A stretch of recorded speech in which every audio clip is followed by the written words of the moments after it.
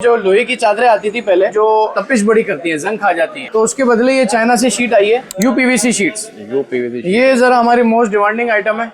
इसमें ये container shape कहलाता है और एक ये छोटी नाली स्मॉल वेव शेप कहलाता है। ये 1.5 mm इसकी थिकनेस होती है। ये वो मटेरियल है जो सालों साल खराब नहीं होगा, शोर भी नहीं करता, फायर प्रूफ भी है, हीट प्रूफ भी हो गया।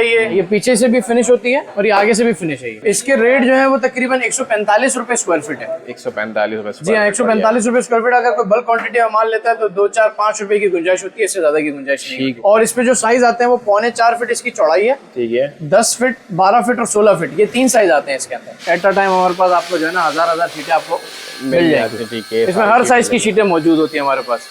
जैसे ये 12 फीट की शीट खड़ी भी है और ये भी 12 फीट है। विजिट करने के लिए जी बहुत आसान एड्रेस है, बहुत पुराना एरिया है, उर्दू बाजार सदर है। दिल पसंद बेकरी के बिल्कुल ऑपोजिट सामने जो है ना ये मार्केट आती है, साबिर नियारी वाली गली के अंदर ही कहलाती है, बड़ी मशहूर है, MH करार प्लास्टिक के नाम से।